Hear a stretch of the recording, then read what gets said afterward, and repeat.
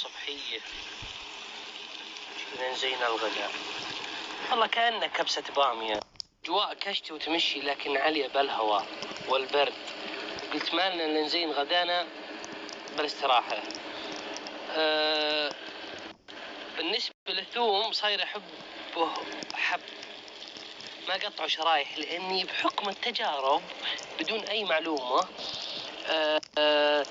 الشرايح يكون كأنه في مرارة، يعني يا انك تحطه معجون يا انك تحطه حب بهالطريقة. طبعا هذه تجربتي انا، ما عندي اي معلومة.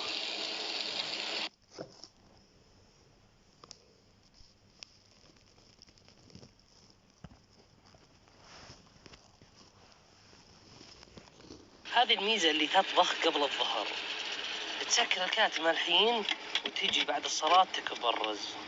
البشاور سمح بالحين نقعد مع حار عشان تكون معك الحبة طويلة. انظروا كيف الجو، انظروا وناظروا عيونكم، هل أنا في وسط باريس؟ لا لا لا.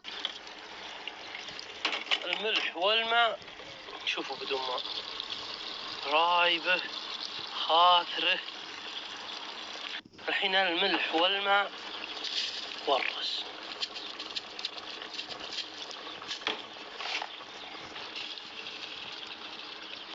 بالنسبة للذرة أو الذراية أنا أقلب علشان اللي إذا عندي موقد مثلا أو عندي عينين أقلب الذراية. وسبق إنه سألني واحد وقال غريبة أنا ما دريت إنها تقلب.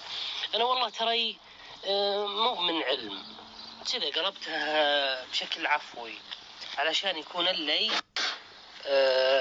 يدخل بسهولة وبنفس الوقت الذراية ما تميل من اللي. حطيت الذراية عدال شوف ما جت تمام، فأنا أقلب علشان الحرف هذا أستفيد منه. ما شاء الله تبارك الله. هذا كاتم كوري ألمنيوم، شوفوا هالحبة، لا إله إلا الله. والله يا شو أحكي لك، بس هي حبة رز، هي كبسة. بسم الله. يا أبو حرارة يا جماعة الخير، هذا طبعا القدر استخدمته تقريبا يمكن 4 مرات. هذا من تنزع، ترى حاطن عليه خصم بس ما أدري بالضبط كم ولا أدري وش كود الخصم، بس لازم أتأكد وأعطيكم خبر إن شاء الله بعد شوي. صراحة أبو قوة حرارة مي طبيعية، كوري معدن والداخلي سيراميك.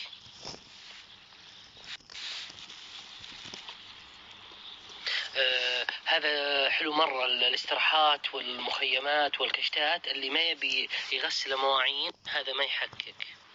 وشوفوا ها التجربة قدامكم. وحبة هرز وش احكي لك، ترى هذا بشاور. اول مرة طبخت بالكاتم احرق تحتيه. جماعة الخير الكاتم حار حار حار بشكل ما طبيعي. نضرب فيه حراق بسيط لكن يعطي طعم. يا ابو خالد التقييم عندك، تيجي لهالحبة ولا تيجي انه مخلين الحمى زبدة؟ للعلم عليه تخفيض 15%. طبعا الكاتم هذا موجود عند محل رحلات تنزع. ناظر